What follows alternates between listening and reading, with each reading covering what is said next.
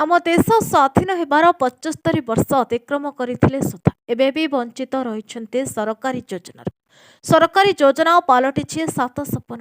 ଯୋଜନାର ପର୍ଦ୍ଦା ପଛପଟେ କେନ୍ଦୁଆଗାଡ଼ିଆ ଗ୍ରାମ। ଏହି ଗ୍ରାମଟି କେଉଁ ରୂପାନ୍ତ ଅଞ୍ଚଳରେ ଅବସ୍ଥିତ ନୁହେଁ। ଏହି ଗ୍ରାମଟି କଟକ ଜିଲ୍ଲା ଟାଙ୍ଗିଚୌତାର ବ୍ଲକ କରଞ୍ଜି ପଞ୍ଚାୟତ ସାନ କୁସୁନପୁର କେନ୍ଦୁଗାଡ଼ିଆ ଗ୍ରାମ। ଏହି ଗ୍ରାମଟି ବ୍ଲକ କାର୍ଯ୍ୟାଳୟଠାରୁ 10 କିଲୋମିଟର ଏବଂ ପଞ୍ଚାୟତ କାର୍ଯ୍ୟାଳୟଠାରୁ 2 କିଲୋମିଟର ଦୂରରେ ଅବସ୍ଥିତ। ଏହି ଗ୍ରାମଟି ଏକ ଆଦିବାସୀ ଅଧିଷ୍ଠିତ ଅଞ୍ଚଳ। ଗ୍ରାମରେ 20ରୁ ଉର୍ଦ୍ଧ୍ୱ ପରିବାର ବାସ କରନ୍ତି। ନା ଏହି ଗ୍ରାମରେ ପିଇବା ପାଇଁ ଶୁଦ୍ଧ ପାନୀୟ ଜଳ ଅଛି, ନା ପଢ଼ିବା ପାଇଁ ଅଙ୍ଗନବାଡ଼ି, ନା ସ୍କୁଲ। ଡହଡହ ଖରାରେ 1 କିଲୋମିଟର ପିଇବା ପାଣି ପାଇଁ ଏକ ପୋଖରୀରୁ ଆଣିବାକୁ ପଡ଼ିଥାଏ। ଯେଉଁ ପୋଖରୀ ପାଣି ପଶୁ ପକ୍ଷୀ ମଣିଷ ଗାଧୋଇବାଠାରୁ ଆରମ୍ଭ କରି ପିଇବା ପାଇଁ ବ୍ୟବହୃତ କରାଯାଏ।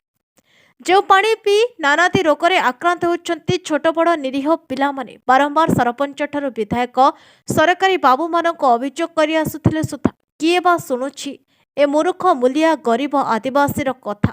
ଖାଲି ମିଳିଛି ପ୍ରତିଶ୍ରୁତି। घर हूँ बड़ कुसुनपुर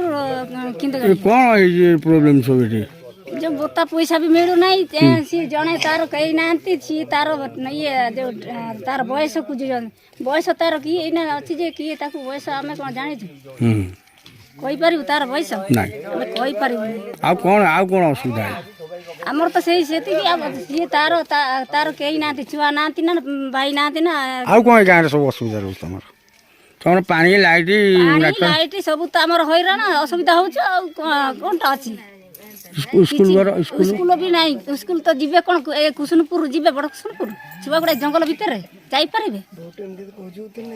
भोट बड़ को तो सागे सागे पड़े जाते भोट खोजुंटे आ भोट देला तो कई करूना कौन भोट एथर को आम दबू नहीं भोट भोट देकी आम कहीं बड़ मनीष कर आम कहीं तले पड़ू गुड़ तलू सबुदिन आम जा गुड़ को बसबू महेश्वर दराई ग्राम बड़ कुसुनपुर ब्राकेट केन्दुगाड़िया आप गाँव में जो जंगल जंतु जाऊँच विभिन्न प्रकार असुविधा होची कौन आपर कहबे कौन कौन असुविधा अच्छी आम गाँव समस्या होची पट्टा पट्टा जगह दिखाई पट्टा दिखाई दल मैंने ये जगह नहीं जाऊँच आम गाँ पोखरी हो पारुनी अंगनवाड़ी हो पारुनी आउ इलेक्ट्रिक टणाई इलेक्ट्रिक कुंट्री लाइट नहीं राति अधे जीवा आसिया असुविधा असुविधा हाथी राति आसुचंती सबुदिन माने दी दिन हाथी आउचंती कौन कौन जंतु आसुचंती बारा भालू एगुरा आसुचंती केमिति कोन आपन चलुचंती आमे सेमति चलुचु आ लाइट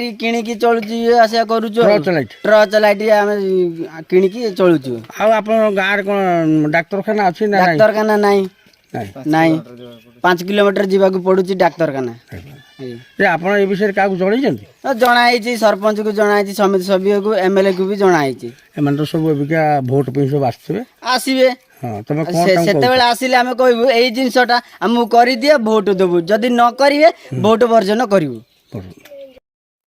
खाली सेतिकिरे दुख सरीनी एमानको काहू केते वर्ष तळु सरकार घर खंडे करबा पई पट्टा प्रदान करथिले। से जमी एवं मृष्टिमेय माफिया लोलुप दृष्टि से जमी सबु माफिया माने कब्जा करी फार्म हाउस माटी मोहर खोली मुनाफा कमाइबार चली अभियोग करिबारो धमकर शिकार होउछन्ते एमाने एने स्थानीय सरपंच विधायकों को जणाइथिले सुधा कोनसे सुफल मिली नाही। माफिया नेतांक मिली भगतरे एभली काम चलिछि बोली प्रकाश करबा सहित एहा प्रति जदि कोनसे कार्यानुष्ठान न निया जाय 2024 निर्वाचन रे भोट वर्जन करिवे बोली चेतावनी दैछन्ते ग्रामवासी।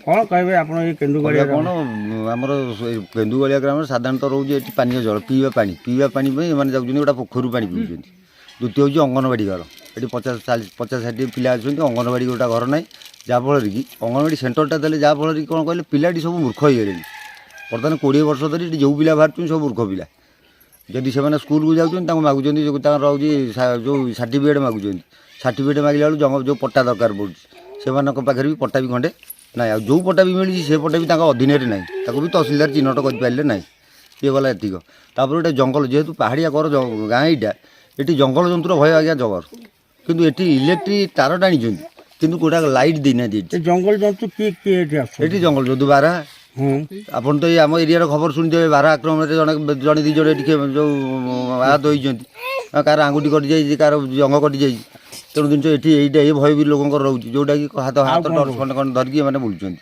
ଆଉ କ'ଣ ଅଛି? ଇଏ ଗଲା ଇଏ ଗଲା ଏତିକି ଗଲା କାମ।